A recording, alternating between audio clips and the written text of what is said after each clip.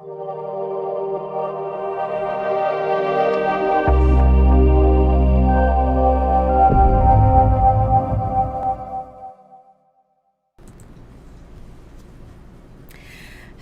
my name is Sevinç Osman Gazi. Today we'll be talking about the situation in Azerbaijan, the crisis. The opposition leader, Musavat and National Council of Democratic Forces member Tofig Yagublu has been jailed, has been sentenced to more than 4 years in prison. And we know that international community is watching. Therefore, today we'll be offering in-depth discussion in English on what's going on in Azerbaijan. How did we get there when opposition leaders just get jailed for on bogus charges? We have our panelists include member of the National Council, former parliamentarian Gültekin Hacıbeyli. We have former ambassador, Azerbaijan's ambassador to the Council of Europe and European Union, Arif Mamadov. U.S. Azerbaijani journalist Alex Raufoglu, and our discussion will be moderated by journalism professor, PhD, Joanne Lisosky. Joanne. Thank you, Sevinç. It is a great honor to be invited to moderate this panel. I am very excited that it's in English because it gives me much more information, which I'm seeking out all the time across the internet and through you, Sevinç, to find out what is actually happening with opposition leaders in Azerbaijan. I am somewhat familiar with Azerbaijan. I spent half a year there as a Fulbright scholar and in the journalism community, so I know a few people, and I'm very concerned. So I'm thrilled that I get to moderate this discussion and ask my own questions as well as questions that you may have out there. And if you do have questions, please feel free to post your questions online here, and we will do our very best to get to them. Sevinç is moderating that right now. I want to start by asking our distinguished panelists and knowledgeable people about Azerbaijan and the crisis to maybe back up a little bit about what's happening, not talking directly about what's happening immediately right now, but how did we get to this crisis situation? Give us some background, and please feel free to just step in who wants to speak first. Okay, may I start? Sure, please. Okay. I think that the recent, the most severe and brutal crackdown on Azerbaijani opposition and pro-democracy advocates started since March by the president hate speeches. That speeches were not initially designed and scheduled as hate speeches. They were designed as holiday speeches, and the president planned to congratulate Azerbaijani nation on occasion of the favorite holiday of Azerbaijanis. But that speeches turned into hate speeches because we observed tantrum, and the President Aliyev couldn't contain his anger, and he blasted. And we saw explosion. We saw a real explosion. And I would like to underline the two aspects of that speech. But before underlining analyzing these two aspects, I would like to say that, in my point of view, that speeches was a proclamation of crusade against opposition in Azerbaijan. It was a real proclamation of crusade against the political rivals, against the people, against pro-democracy advocates, against any sign of dissent. The first aspect, what I would like to underline, he divided Azerbaijan opposition into two types. The first type, he named the positive and constructive opposition, and he stated that the authorities have a very serious cooperation and calibration with that sort of the opposition. Of course, he meant first of all Real Party and some other parties which are not famous in Azerbaijan, and most of them consist of one or two members, chairman, and in most cases very few members. He applauded cooperation with these parties, and the whole speech was dedicated to the second part of so-called opposition, whom Mr. President named as traitors, enemies of the nation, the representatives of fifth column. And he said that these forces, he named the Popular Front Party of Azerbaijan, the largest oppositional group in Azerbaijan, the biggest oppositional party, and National Council, whom I represent as a board member, whom Tofig Yagublu, by the way, also a board member of this body, of this opposition platform. He called our body, National Council, as anti-national council, and also praised us together with the Popular Front Party of Azerbaijan. And he said that that forces receive money from abroad, and their main goal to destroy Azerbaijan. Our main goal is to destroy Azerbaijan. And immediately after that, he proclaimed that it cannot continue this way any longer. He is not planning to put up with this situation, with this ugliness. And he openly declared that he is planning to finish off opposition, to finish off with the political, with remains of political forces in Azerbaijan, because what we have in Azerbaijan, it's not opposition in classic meaning of this word, in classic sense. It's we are just the remains of opposition, of political forces. And we are facing harassments, persecutions, crackdowns over the last decades, and basically, I mean basically last years, the recent years.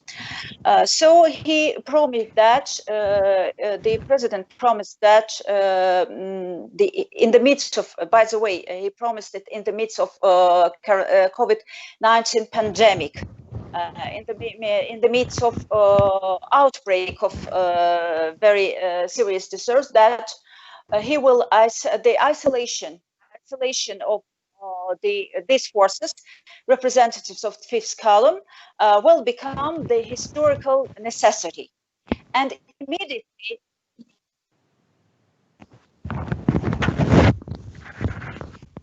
Guldakin, I have a question. So there's not just one opposition party, though, right? So is the opposition united? Are they considered one faction, or are there a number of factions of the opposition party? Or, I mean, did he target one specific opposition party or just every opposition party? I think that the president very concretely and very precisely divided this opposition into two. And I agree with this. This is one part of opposition which is fighting for human rights, for rule of law in Azerbaijan. This part of opposition is the main representatives of this opposition are in jails. Many, about more than 60 people from Popular Front Party were detained. And that's happened within the last couple months, right? Yeah, tortured.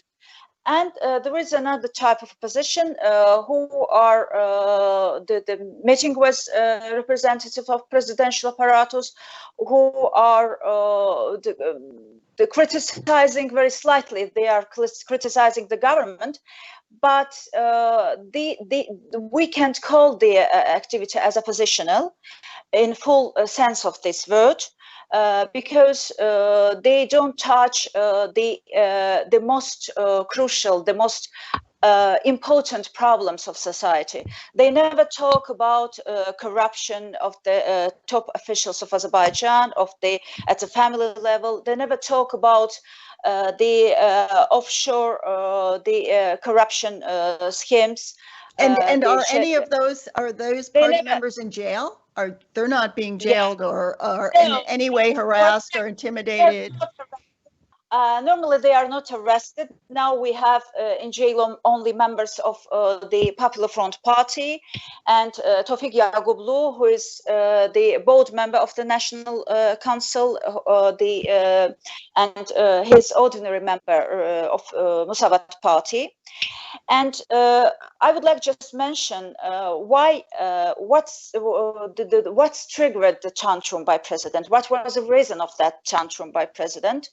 I think that situation in my country, in Azerbaijan, is very complicated now, and the authorities are facing ever-growing the public discontent over corruption, over mounting corruption, over the mismanagement of economy, over monopolies, over very heavy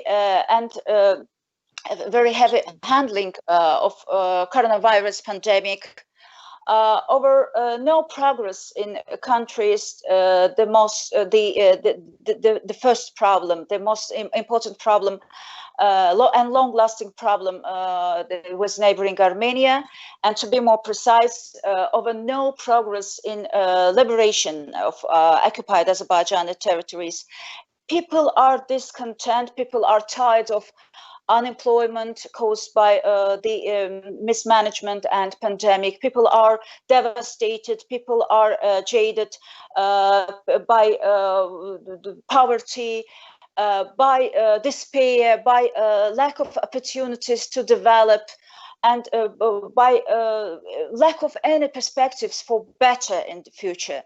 And that's why in this very heavy situations, the Azerbaijani government decided to crack down on opposition, on Azerbaijani opposition, to silence any sign of the public dissent, to shut up any the oppositional voice here in Azerbaijan, and to obliterate, to eliminate the true the oppositional movement here in Azerbaijan.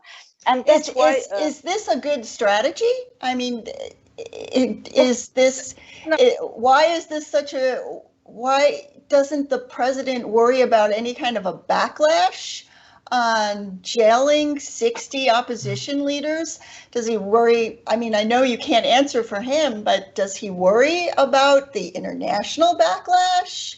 Or I know the journalists, Alex, I know journalists have been intimidated for a long time. Even when I was there was a lot of discussion about journalists being intimidated. But is he worried about the journalism community sort of attending to this? That's a big question. You know, why would somebody do completely silence the opposition? It doesn't seem like good democracy. That's a very, very fair question, Joanna. Thank you so very much for the question. I think the answer is, I mean, we can't get it on his head, obviously, but what we know is that regimes like Azerbaijan that, you know, rule in fear, they live in fear. They, you know, it's not coincident that Aliyev called his opposition, you know, the worst and enemies, because dictators must have enemies, you know, and they understand that, you know, one day, you know, people will stop tolerating their lies and, you know, their brutality. So also, it's not coincident that just 3 days after his speech, they went after very interesting, you know, character. I put it interesting, but I do want to talk about him in person, because Tofig Yagublu is a friend, not only you know, for me. For if you ask, like pretty much like half of Azerbaijan, you know, he's a man of dignity, and he represents this. The story of Yaqublu is a story of Azerbaijan.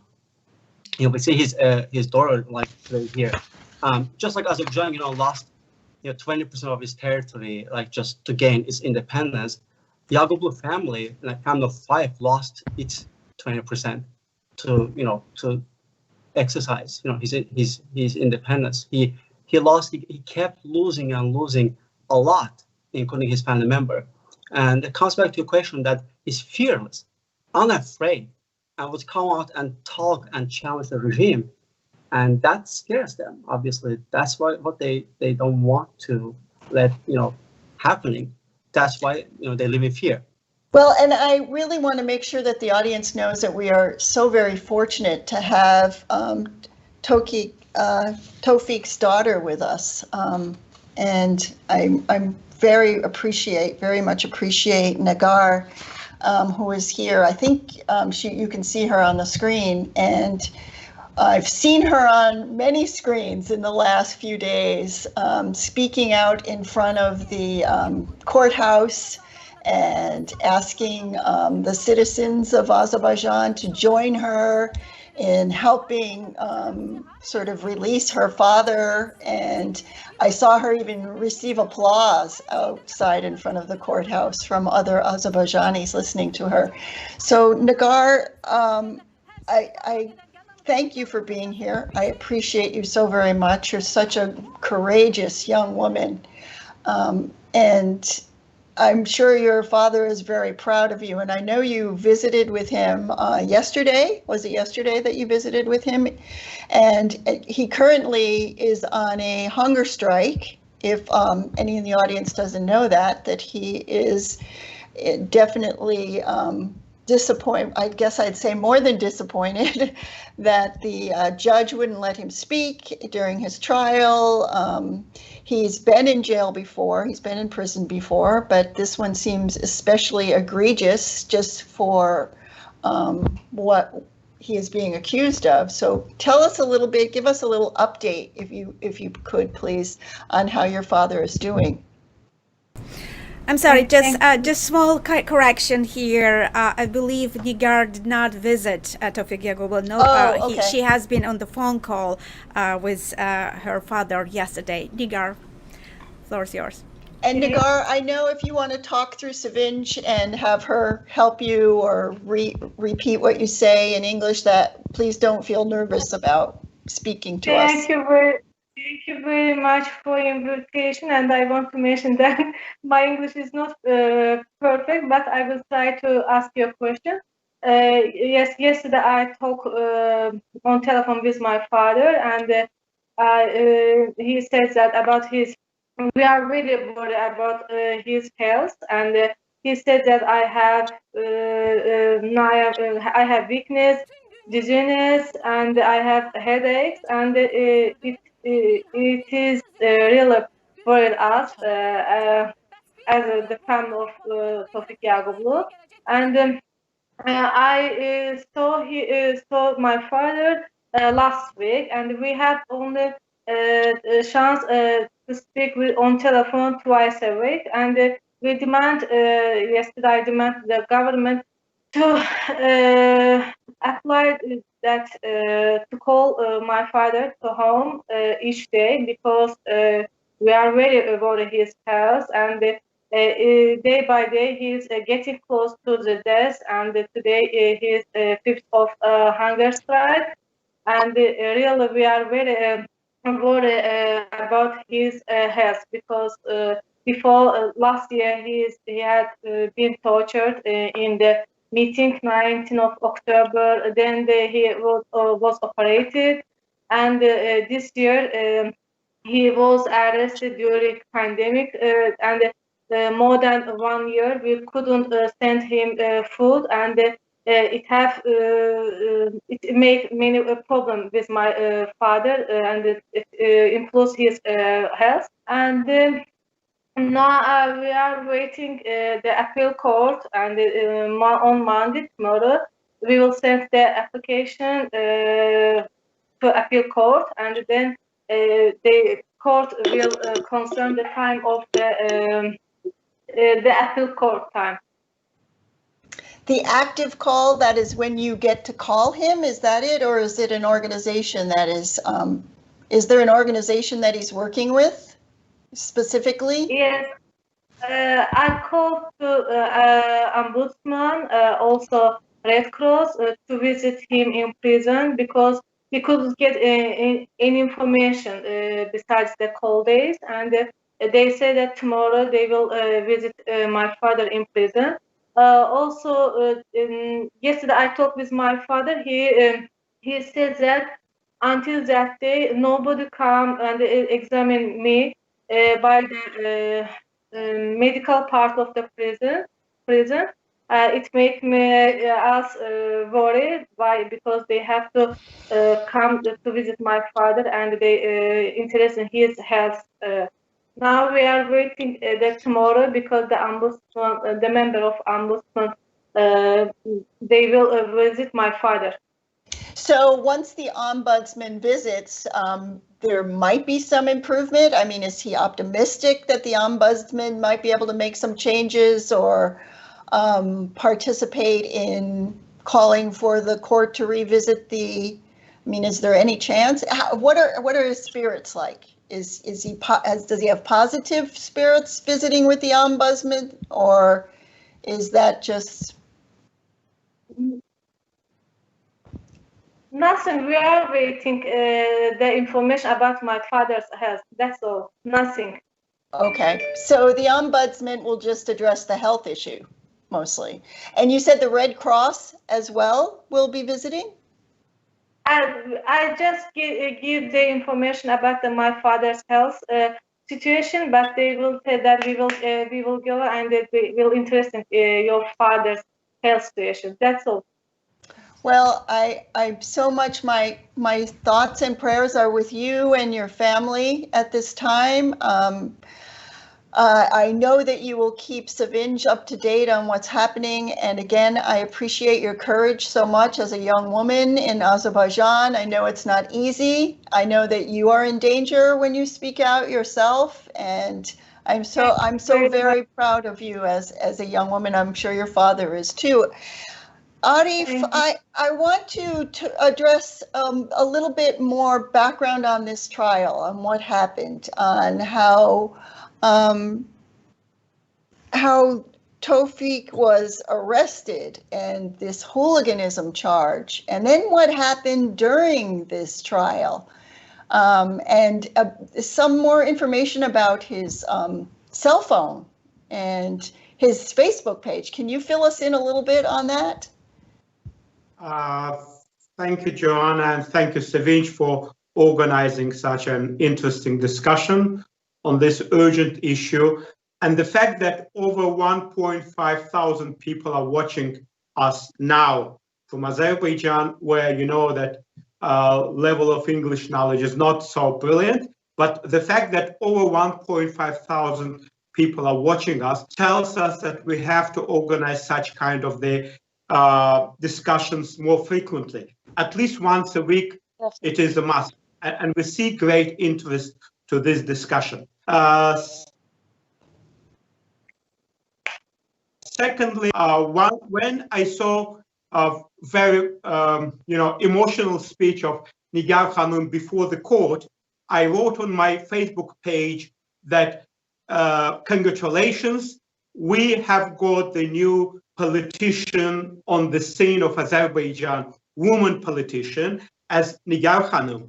And now I can say that we have not only a new woman politician, but we have new English-speaking Azerbaijani politician on the political scene. This is, I would like to underline, excellent, perfect.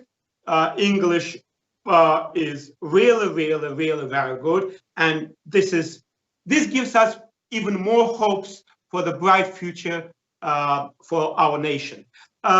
Before I go to what happened in the court and how all this thing started, I believe that Gültekin Hanım very well said that İlham Aliyev started all this, attack on opposition on during his speech on Nowruz holiday. But I would go like 4 months, little bit back, on October 19th, when opposition held the demonstration, and Tofig Yagublu, Ali Karimli, and many others have been arrested. They have been tortured. Tofig Yagublu was put in police custody. His son, his young son, Rahim, was also arrested. He was placed in the cell next to Tofig Yagublu, and his son was tortured so that his father hears cries of his son under the torture. They were telling him that, you see, either you stop your opposition activity or we will send your son to your daughter. You know, Tofig Yagublu's daughter, the young lady, one of the most beautiful Azerbaijani ladies I have ever seen. At the age of 25 years old, she died. And they were telling him, you see, we will send your daughter, your son to your daughter. So that saying that we will kill your son. And can you imagine for the daddy to hear that we will torturing his son, young son, he was 17 years old son, torturing him and saying that either you stop your political activity, you quit National Council, you put some accusation on Ali Karimli and National Council members, either will send your son to your daughter. This is terrible. This is something that maybe it happened during the Nazi times, when Nazis were executing people and torturing people, or maybe during the Inquisition in the medieval ages. But at the country which is a member of the Council of Europe, country which pretends to be secular, torturing young son in front of father and pushing him to bend and accept new rules according to Ilham Aliyev. According to Ilham Aliyev, opposition should bend before him, should tell how great his regime is, and this is the rules of the game.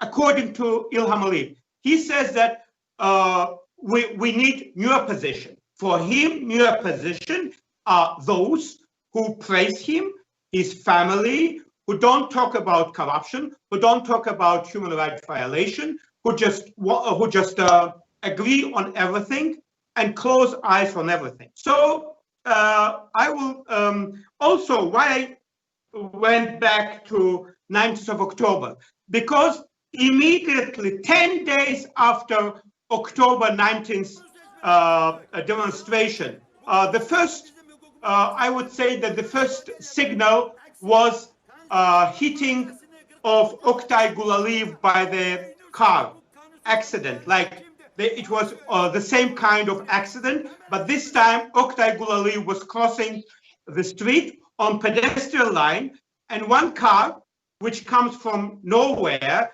hits Oktay Gulaliyev. Now, after almost 10 months afterwards, he's still in the hospital. He cannot speak, he cannot move, he's in coma.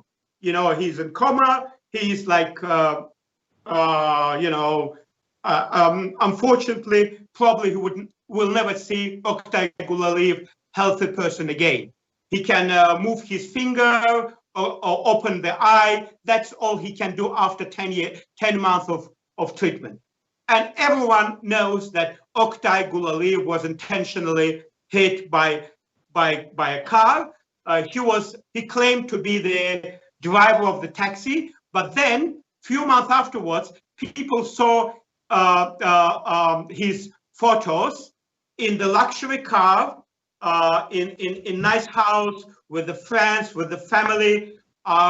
So of course, it was intentional accident organized by the Azerbaijani security to remove Oktay Gulaliyev from the political scene. He was warned, in fact, that if he doesn't stop his human rights activity, he might be hit by the car. He was told that, and he shared this information with his friends from the National Council, saying that, today I was invited and I was told that, everything can happen.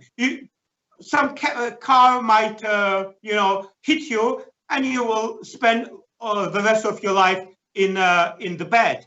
The same warnings were done to Tofig Yagublu, because firstly, he was threatened with his family members. They said that they will send your son to your daughter, and also he was tortured, of course, many times. This time, a provocation was organized on March 20th.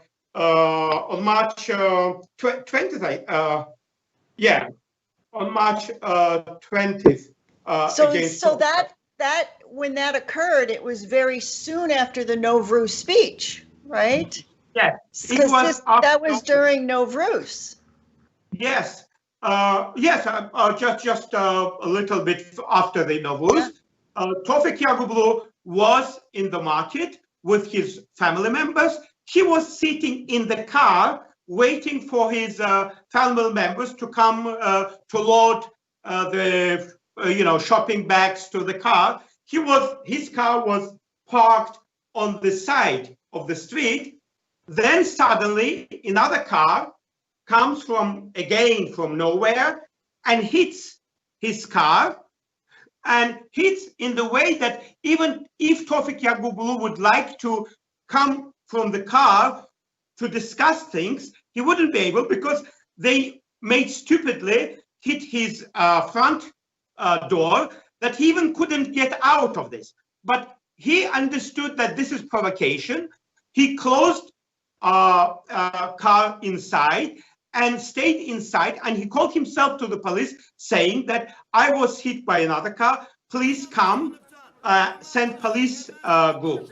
Police comes. He comes only after police team arrived to the scene, and then all this comedy starts when this couple, Jabrailov couple, says that Tofig Yagublu jumped out of the car with the screwdriver, attacked them, etc., etc. And Tofig Yagublu, while in the car, he was filming everything outside. With his phone. With his phone. Yes. They confiscated his phone. They confiscated the phone of his wife, and they deleted everything. Even not only this photo, even family photos.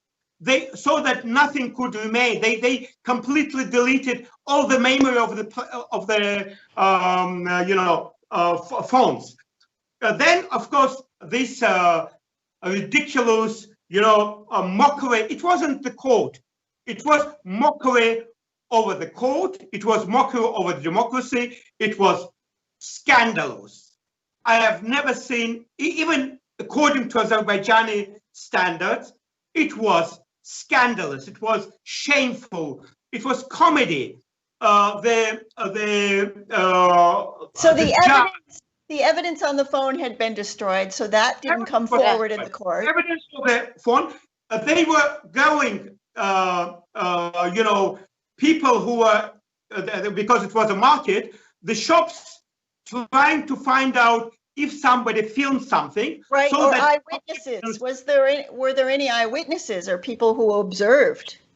Yeah, of course there were people, but they were afraid because it would mean that they would be arrested immediately, and they went people who were around one by one, warning them and taking their phones, deleting everything if there was anything.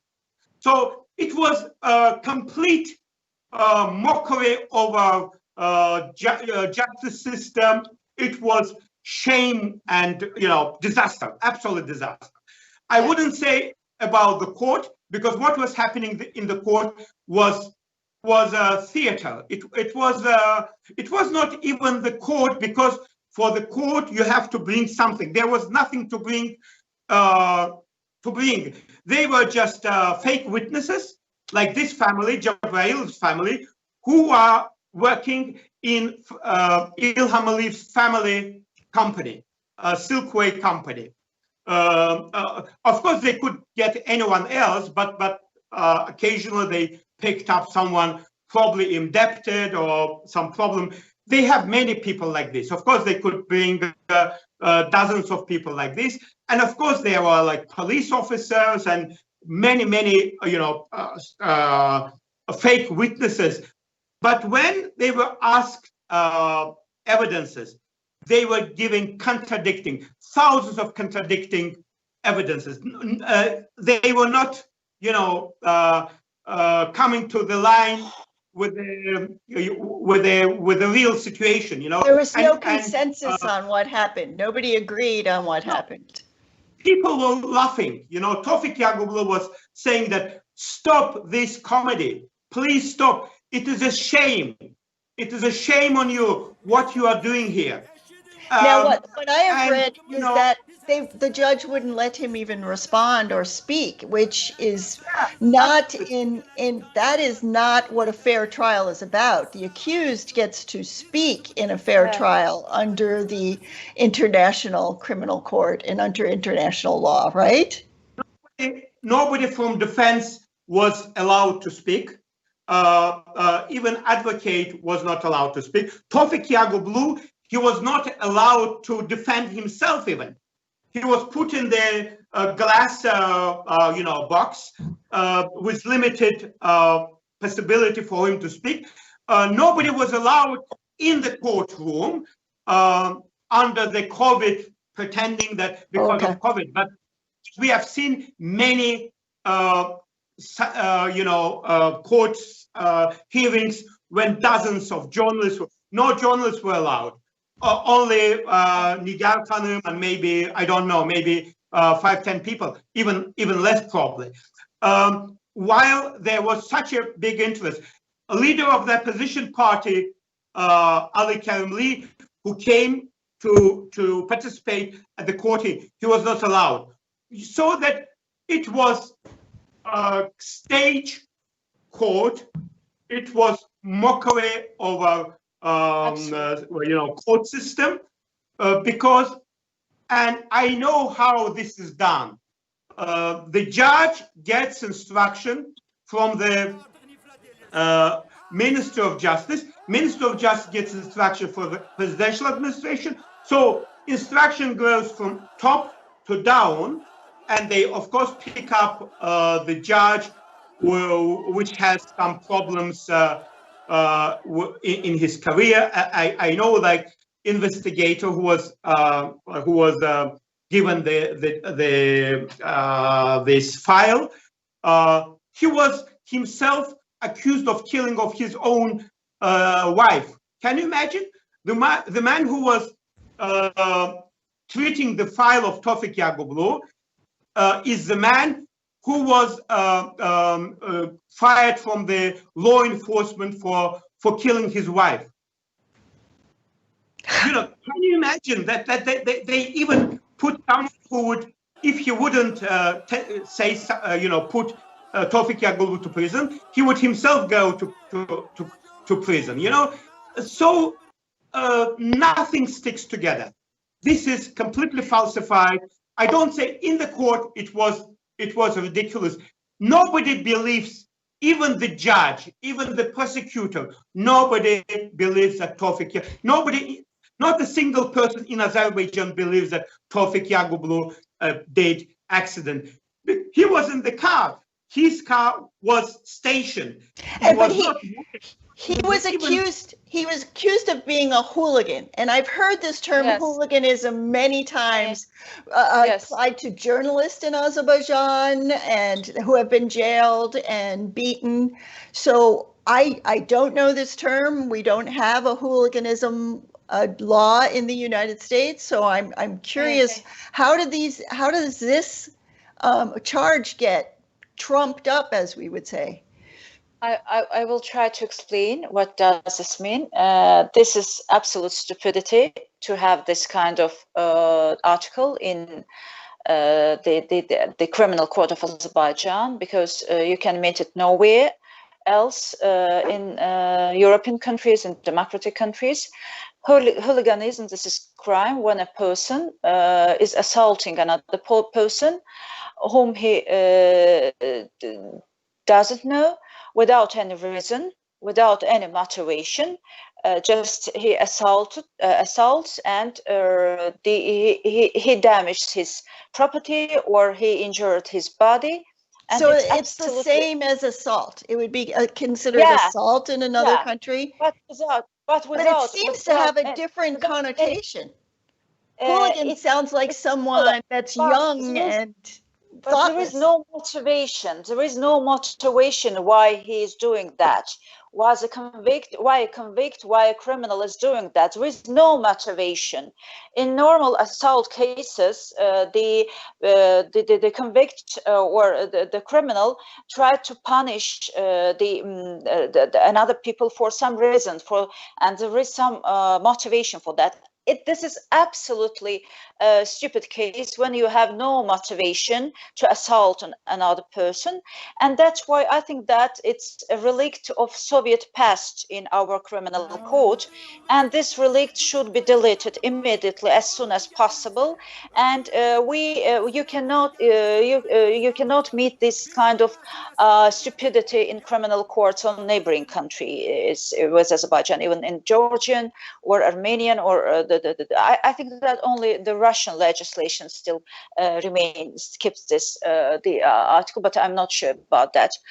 I absolutely agree with Arif that what's happening in Azerbaijan, it's a mockery of justice.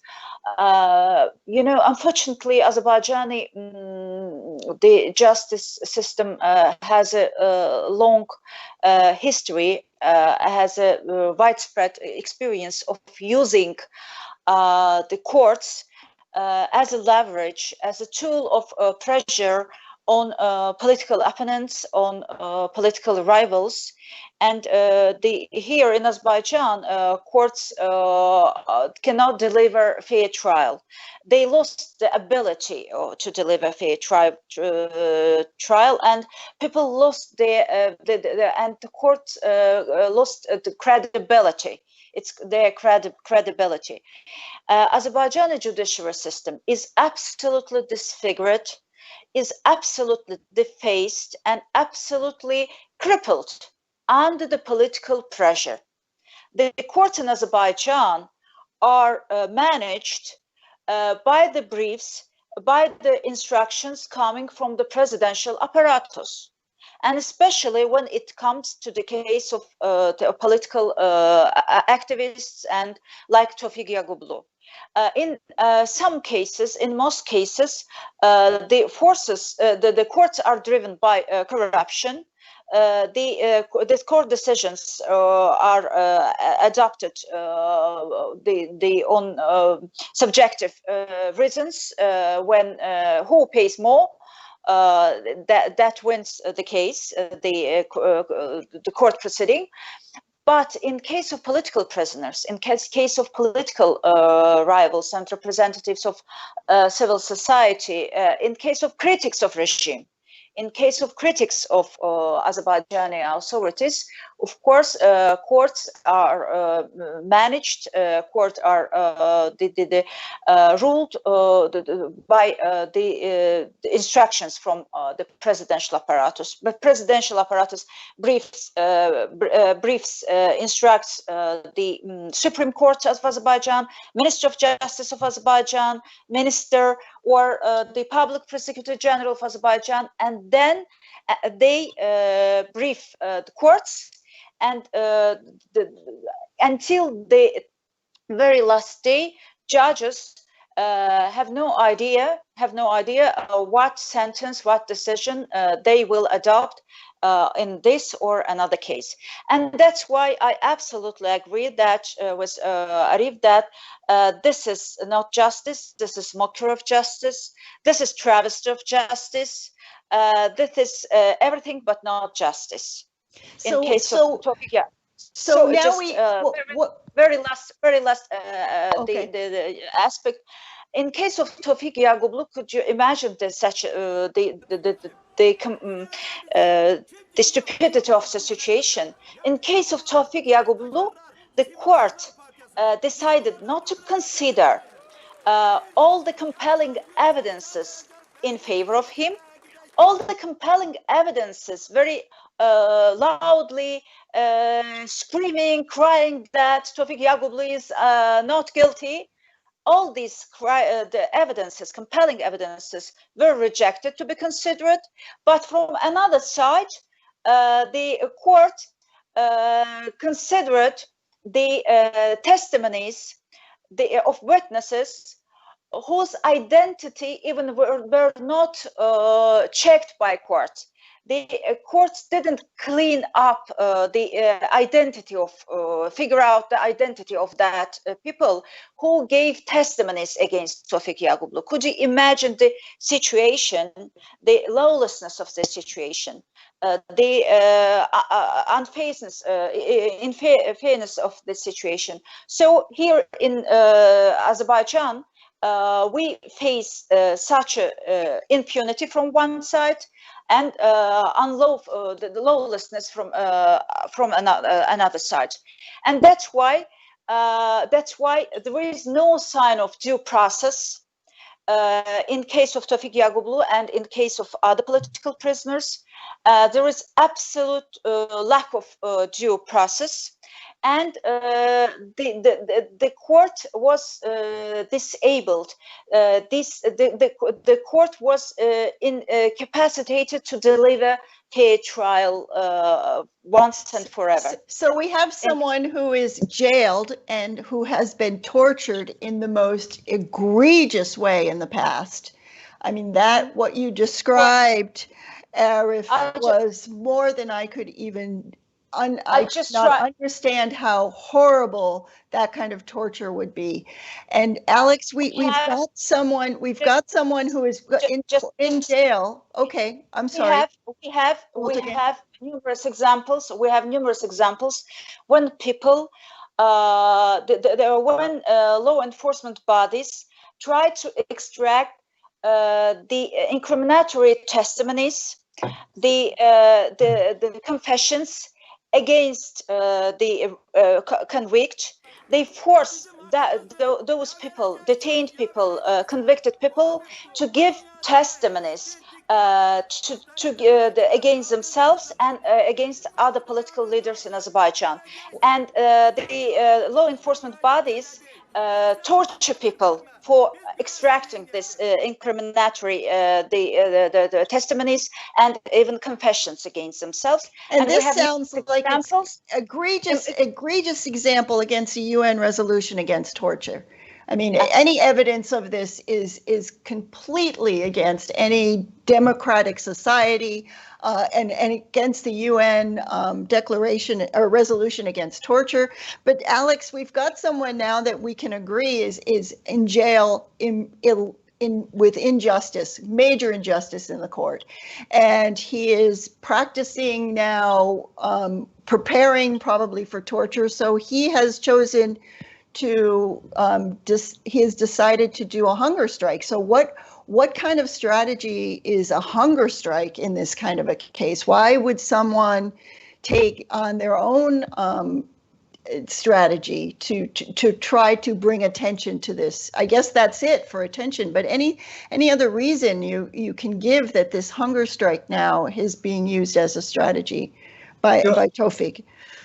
I mean, given that this comes from Tofiq, as I mentioned, is a man of dignity. When he was here, this is actually his third arrest in 7 years. Right. I remember he was in Washington, D.C. Following his first arrest. And there was a State Department meeting, and someone asked him that, you were in jail for years.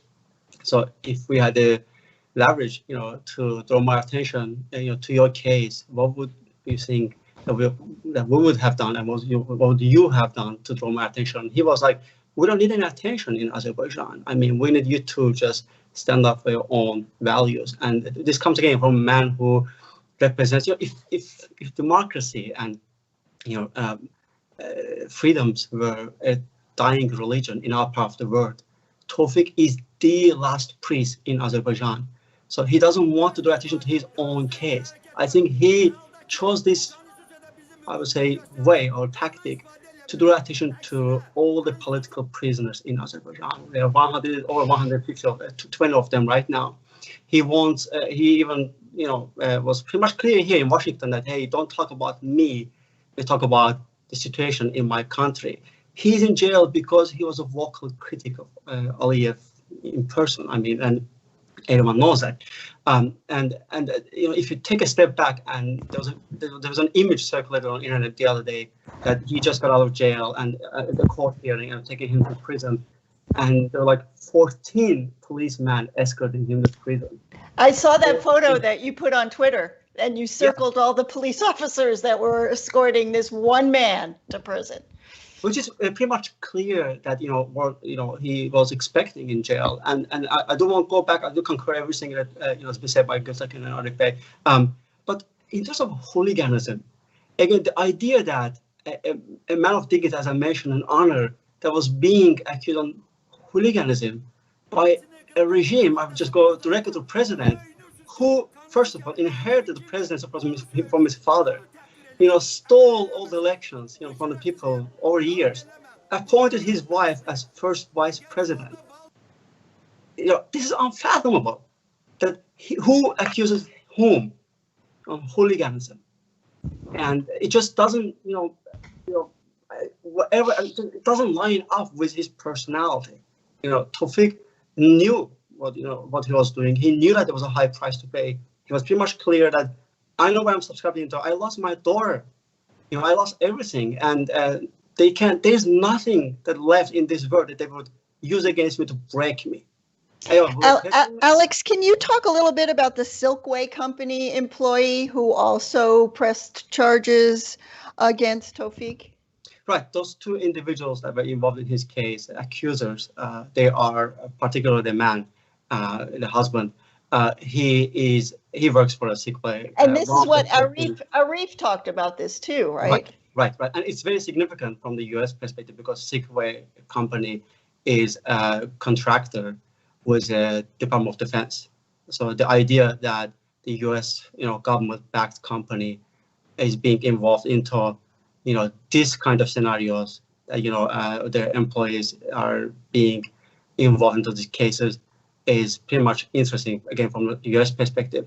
Silkway did its best over the years to, obviously brush up its image to make sure that, they are not, involved in any political cases. But this is a clear case. And I'm really surprised that, a U.S.-backed company can go this far in Azerbaijan, and there's pretty much no reaction and no mention of name. So this hasn't been widely reported in the U.S. about the witnesses who came forth were actually employees of a U.S. company. And when we think about the leverages, I'm not going to talk about existing contracts. The leaders of the company, they own property in the U.S. There's a New York property case. I wrote about that a couple of months ago.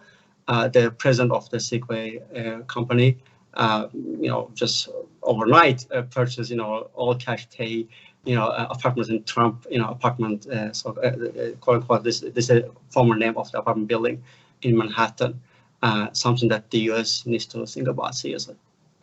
Well, and I know that the U.S. Embassy has issued a statement, which is really important. I mean, for the U.S. Embassy to take a stand against, or I guess they're disappointed with the conviction. They don't list specifically why they're disappointed. For example, it was a sham and the witness didn't get to speak in his own behalf and those kinds of things, and that he was arrested under a charge that doesn't even exist anywhere else in the world. But they did say they were disappointed. And they call on the Azerbaijani government to reverse the string of recent politically motivated detentions. So what would be our next hope? This is the second time that the State Department reacted to this particular case.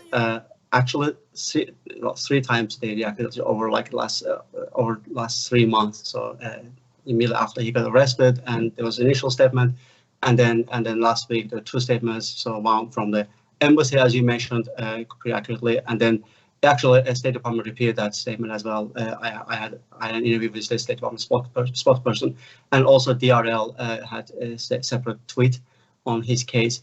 What I would suggest is better to offer something steadier, united statement that reflects, the reaction from all branches of the U.S. government. It's about Congress, Senate, and all the sides to get united and to make sure the Aliyev regime doesn't find any, excuse to manipulate with the U.S. Opinion. In the past, you would see that they would find friends, lobbies in this town, to get some friendly statement to undermine the official reaction. The U.S. is obviously the fact that the U.S. government is concerned, disappointed. Disappointed was the word they used. Disappointed. Right, I just wonder what level that refers to. Arif, you have a statement. Please. Yeah. Of course, we appreciate all international organizations and governments for making statements on Tofig Yagublu case. We have seen statement of the co-rapporteur on political prisoners in Azerbaijan, of the Parliamentary Assembly of the Council of Europe, of UK government, United States, UK Embassy, US Embassy, Commissioner for Human Rights. But once Aliyev, to all these statements, he said that this is, he mentioned particularly Council of Europe and European Union statement, said that this is just a paper, we throw this paper to the garbage bin.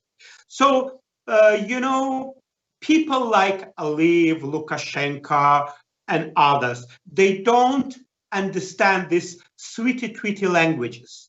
It is, we see in every statement, there is like stick and carrot. So there shouldn't be any carrots. And dictators should know that when the red lines are passed, and the next is the sanctions. Without threat of sanctions, they are not going to do anything. If they know that their accounts could be frozen, their family members could be deprived of free travel to democratic countries for shopping or for any entertainment, then they start to change their behaviors.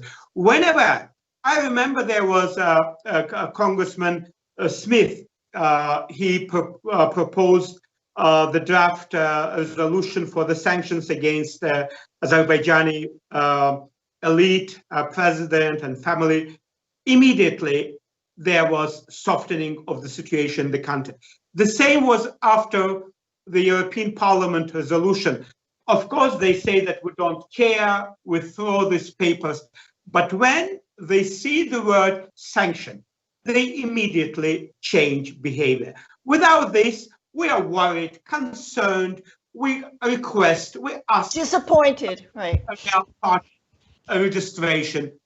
They see that the West is not absolutely resolved to put pressure. So when from one side, US government says that we are concerned, we are worried, and immediately says that, but we are happy that you registered Real Party, so that the regime says that they try to soften their own statement. And this is not acceptable. Dictators feel that immediately. They feel that, okay, we can go further. And Arif, you're speaking to, there was a sentence at the end of the statement, a very small statement from the US Embassy, but there was one sentence by itself that seemed to come from out of nowhere that said the US Embassy welcomes the recent resignation of the Real political party. So that was part of the US statement that was the carrot, as you are saying, to the stick in the disappointment. Sevinch has informed me that we have Ramiz Yunus, who would like to add his contribution to what this is the ultimate goal of all of this. Sevinch, can you keep up?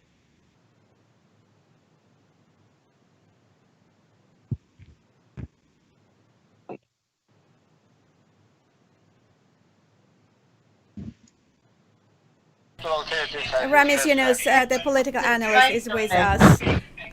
What do you think is the ultimate goal of it? There is noise. Noise. Noise on the back. Turn off. Sizin ona əvvəla onun yaxın dostudur. Tofiqi yaxşı tanıyır.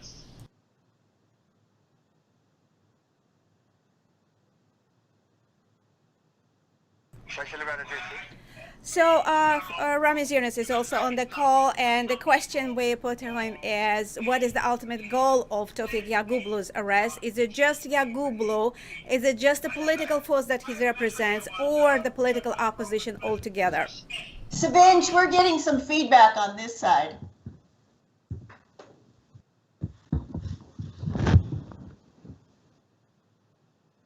By time Ramiz Yunus is back, can I take it from where Arife left? Just a few comments about. Okay. Good afternoon, everyone. First of all, I'd like to thank Joanne and your audience for today's broadcast that is dedicated to Tofig Yagublu. I have a couple minutes. 1 minute. Yes, Let's say please. 1 minute. Okay, I will try to be brief. Okay. Several years ago, after his previous arrest, he came to the United States for several months for rehabilitation. And I remember the conversations we had before his departure to Azerbaijan. Our last conversation, John, before his departure, was in Washington, D.C., next to the Korean War Veterans Memorial, which reads, "Freedom is not free." I told him, Tofiq, if you go back, they will not only arrest you again, but they may kill you. Maybe it will be best to stay in the United States for a while and not take the risk. Tofiq, John, pointed to the inscription on the memorial and told me, when I fought on the Karabakh front, every day I stood face to face with death. I could have died at any point, risking my life in the name of independence and the territorial integrity of Azerbaijan. So why should I be afraid of dying in peacetime when I continue to defend the same democratic values while living in my homeland, in Azerbaijan? Today, John, as a person who knows Tofiq and has been friends with him for many years, I can say this. If Tofiq started a hunger strike, he will continue it until this regime frees him. It is important, John, that the civilized world, the United States, the European Union, and their institutions of power stand up for Tofig Yagublu, who has become the same symbol of freedom in Azerbaijan as Nelson Mandela, who fought against apartheid in Africa, once became. Therefore, and if you asking about why, it's what kind of goal, I can tell you, the regime doesn't need leaders like Tofiq. They need leaders like Ilham Aliyev from Riyadh, who have become like marionette puppets in the hands of this regime. And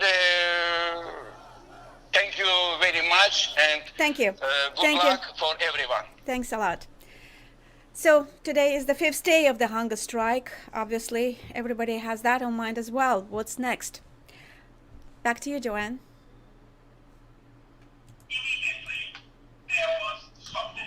Ooh, we are still getting feedback. Okay, I think we're better. Oh, terrific. So I would like to talk a little bit about the issue of COVID and what part COVID is playing in this intimidation and harassment of the opposition leaders. I don't know of any other country that's using the COVID as a strategy to oppress other people. I mean, everyone knows that there is COVID is rampant in prison.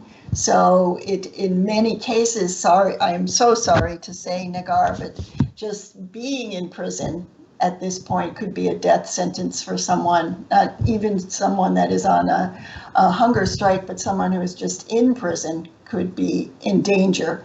So how did the government, or what is the government using as this strategy? The COVID opposition, or they're calling them against any kind of positive reinforcement for COVID?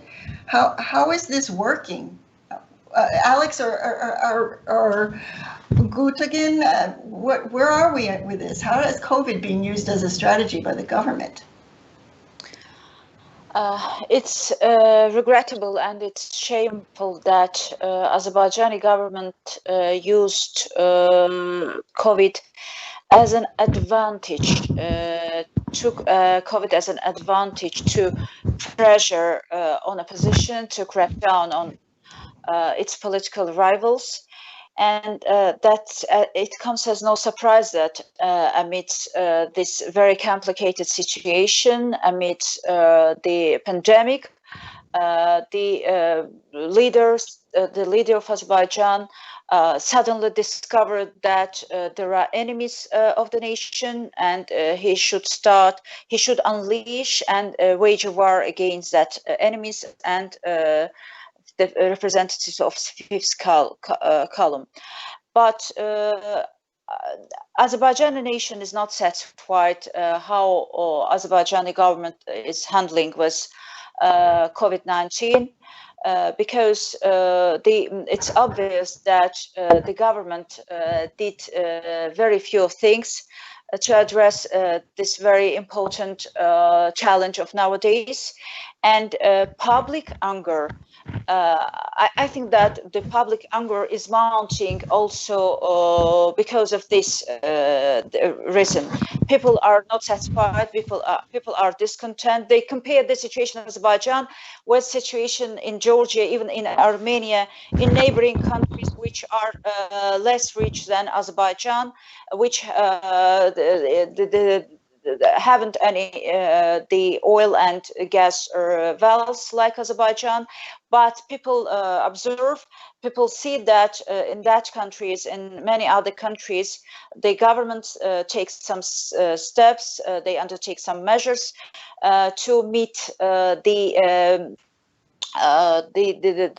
some standards in handling this resource, but unfortunately, situation in Azerbaijan is not is very negative. People are left for more than 6 months at their homes without any social help, without any state assistance. People, that's why people feel devastated. That's why people facing with poverty, facing unemployment, feel exhausted and feel that they are left alone without any state assistance and guidance. And that's why it increased the discontent among Azerbaijani people. And finally, I would like to summarize what I said. I don't want to misuse your time, and I guess that we will finish soon. I would like just to summarize what I said about our today's topic. That we believe we are convinced, like every Azerbaijani, like overwhelming majority of Azerbaijani nation, that Tofiq, the charges against Tofig Yagublu is absolutely the charges are absolutely bogus, spurious, fabricated, and trumped up. And that's why we would like to appeal to Azerbaijani government, to address to Azerbaijani government and demand to Tofig Yagublu to be released immediately, as soon as possible, and all the charges against him, all the fabricated, bogus, and spurious, trumped-up charges against him to be quashed, to be dropped immediately. And as well as I would like to to demand Azerbaijani government to credibly and immediately address the human rights situation in Azerbaijan, including situation around tortures, including situation around Tofig Yagublu, and including situation of the justice system of Azerbaijan, because there are too many victims of lack of justice in Azerbaijan. There are too many victims of lack of fair judiciary and fair trial in Azerbaijan, and still so far Azerbaijani government has this opportunity to stop and to take some steps. It must do that. And I know that history teaches that authoritarian leaders never teach from the experiences of their cronies, of their other brothers. But nevertheless, I would like to address Azerbaijani authorities to teach from the destiny of Maduro, their cronies, Maduro and Lukashenko.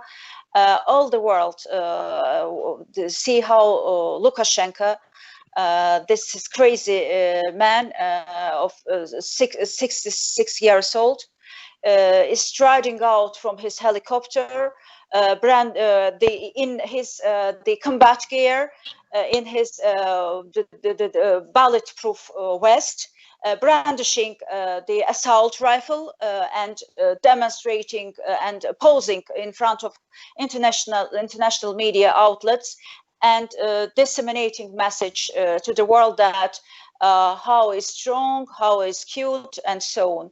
I would like to ask Azerbaijani government and Azerbaijani leadership to teach, to learn from the experience of Lukashenko, to learn from the experience of Maduro.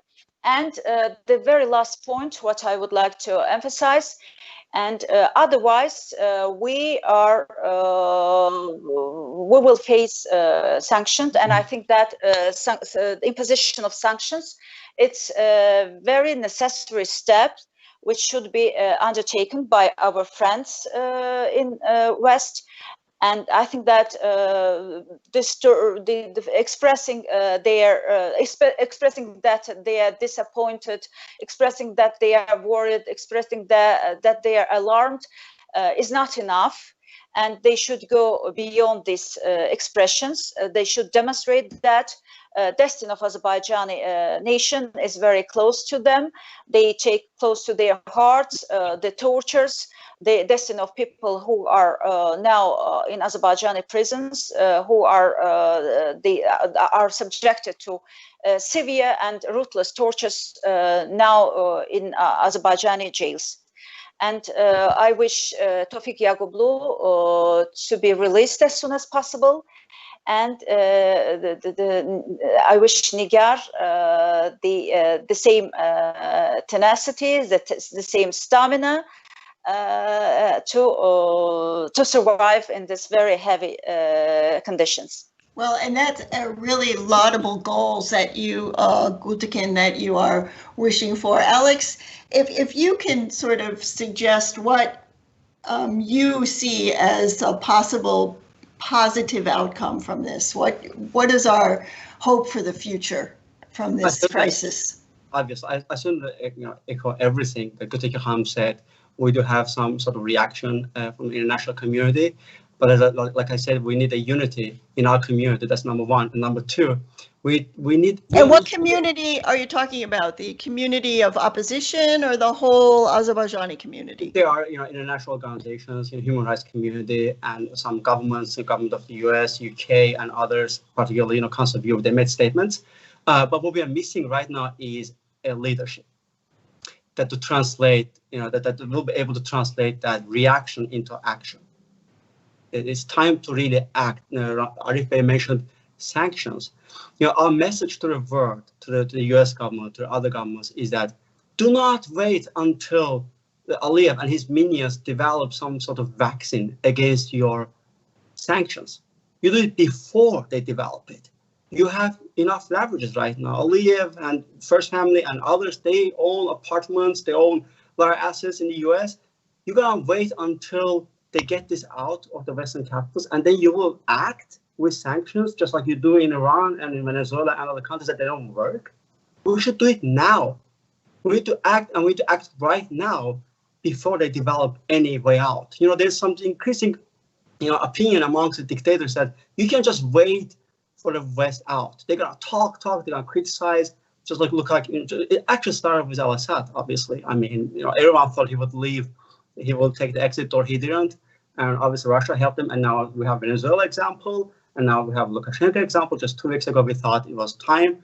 So yes, right now we do have a leverage. The US has, very, very, there are very compelling reports about first families, businesses, and, all these offshore, companies that they have created, accounts that they have in the Western capitals.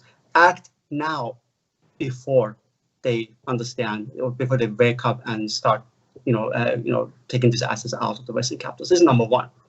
And obviously, someone mentioned, I think Ilham very clearly described, this international national crisis. COVID question is a very plausible question, but the point is, this regime will not miss any opportunity, whether it's about national public crisis or there's a war at door, with Armenia, to go against its own, opponents, dissents. And that's a clear, message to the people of Azerbaijan, that you might not have lost Aliyev, but he lost you already.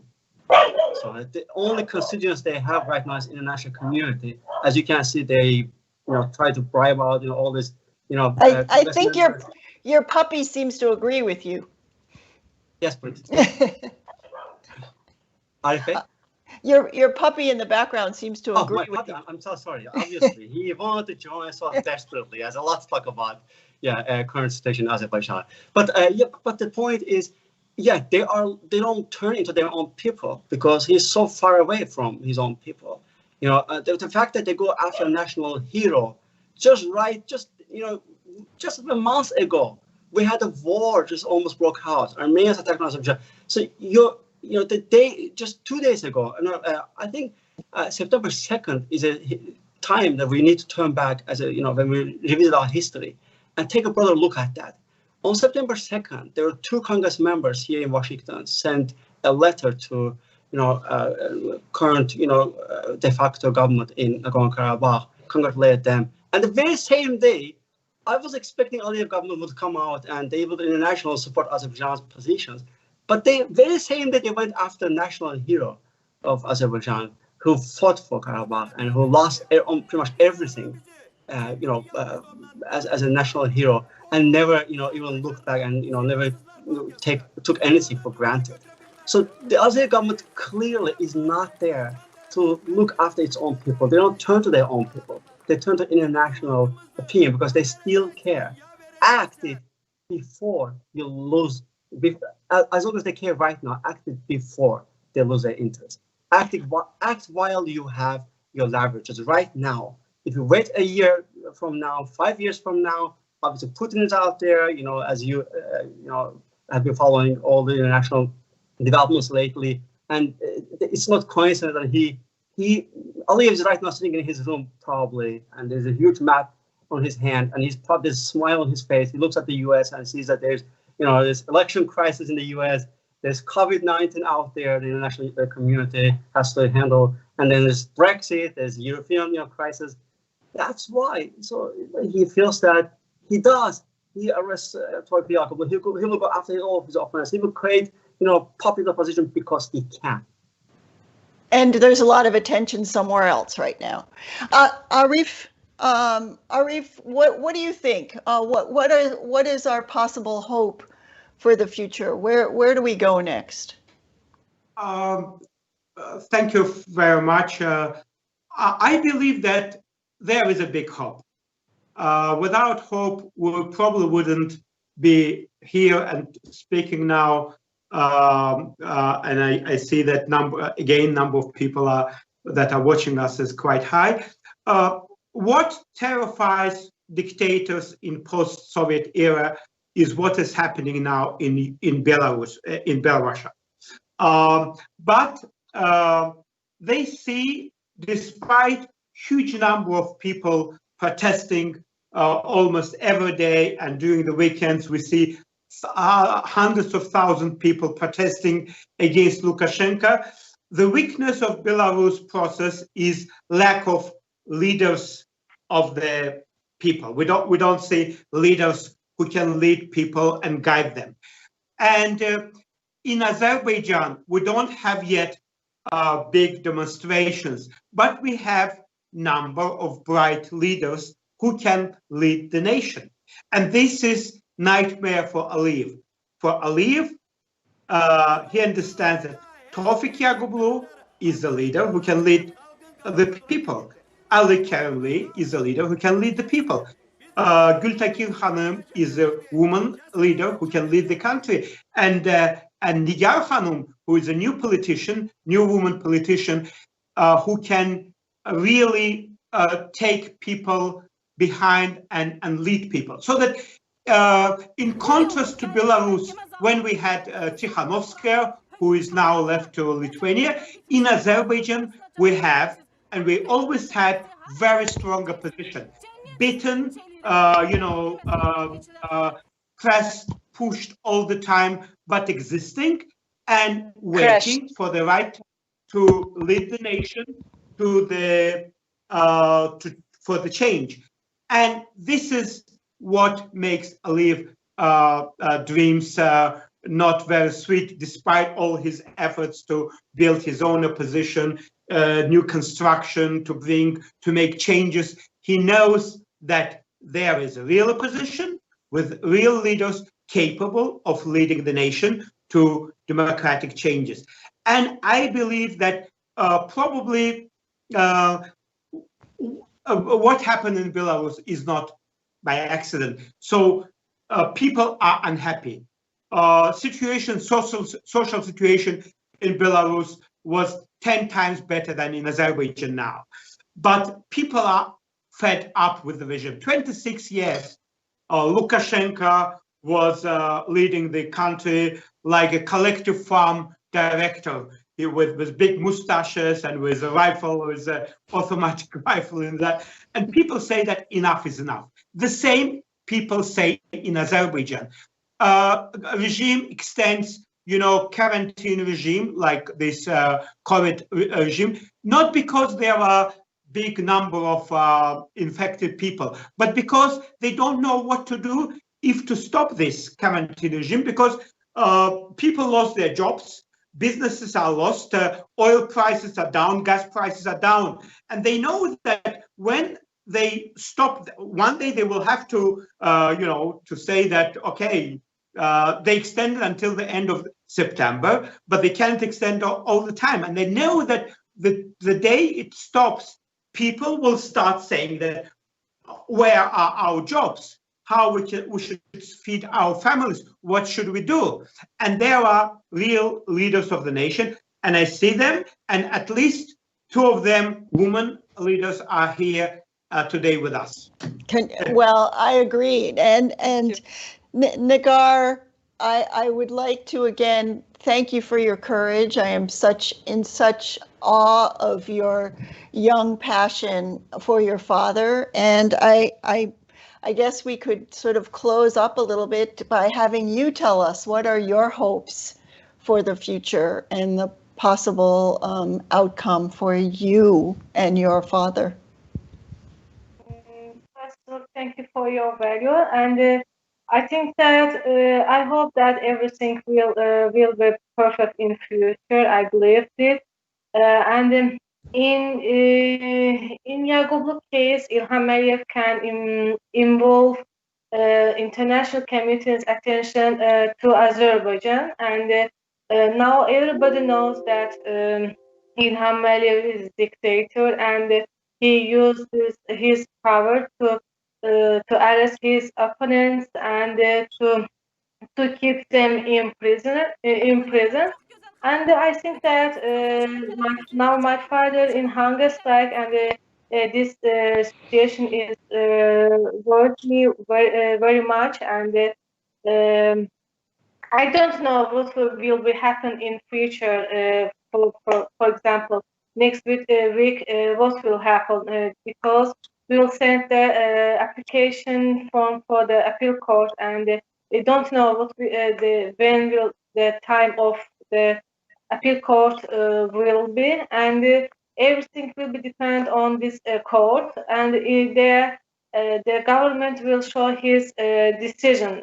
Maybe they will release Tofig Yagublu, or they just leave Tofig Yagublu to this. And I hope that the international community will make İlham Aliyev to release my father, because they have some talkings about the sanctions to impose to İlham Aliyev.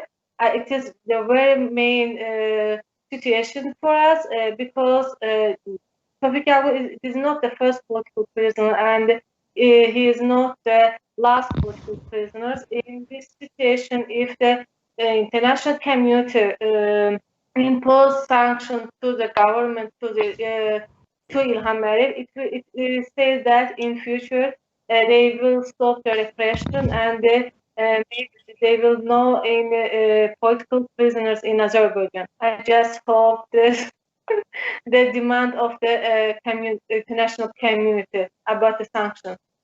Please be safe. My thoughts are with you to be safe. And Sevinç has informed me that we have Nagar, and our question for Nagar would be, what can everyone do to help, right, Sevinç? Actually, we lost the line, unfortunately, but okay. I hope that we will be able to perhaps do another live stream and to open up to everybody else. But back to you, Joanne. Well, and I would really like to conclude by saying how much I appreciate having this discussion in English. For me, I have learned so much. And I thought I was up to date and following things very well, but you have all demonstrated such an enormous passion for your country and my adopted country, and I am so in awe of all of you, and my heart goes out to you in the struggle that you are all dealing with in your country. And I think it's shameful that it appears that it might be criminal to be an opposition person in Azerbaijan. And that, to me, it does not represent freedom in my idea of what freedom is.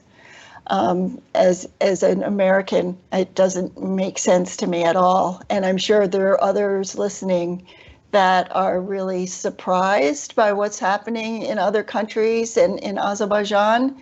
And hopefully there will be more addressing this in the general news and in advocacy groups, and maybe governments, and maybe the international community might awaken a bit and not accept this from the Azerbaijani government. That can be my only hope, is that there's an awakening. And Sevinç, maybe you're the one that has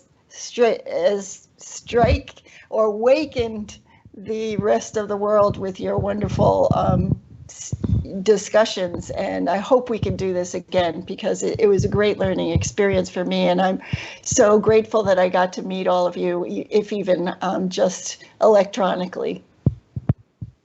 Thank you very much, Joanne, and wonderful panelists.